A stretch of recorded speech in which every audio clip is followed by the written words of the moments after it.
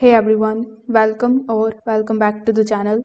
In today's video, I will show you how to fix Vegas Pro error 0x80660008, which says an error occurred while creating the media file. So without further delay, let's get straight into it.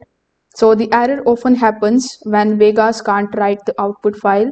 So when you render, you can choose a simple location like desktop or a new folder. Also, rename the file to something simple like video 1 without special symbols. Then you can try rendering the output again. So this is going to fix most of the problems. Now you need to go to the render as, and then you need to select a standard format like magicx, acv, aac or mp4.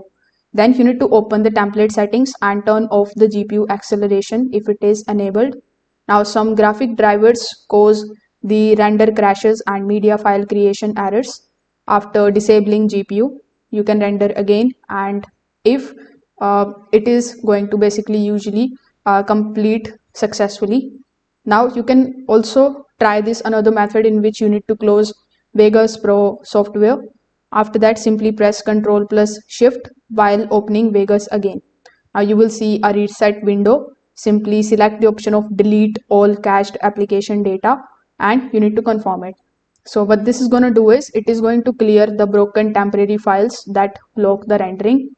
Now if the error still appears, you can check your project media.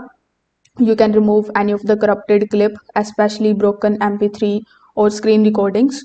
You can replace it with a new copy and render again. So if this video helped you out, make sure that you like this video and subscribe to the channel. If you have any questions, you can just drop them in the comment section below. Thanks for watching and I will see you in the next one.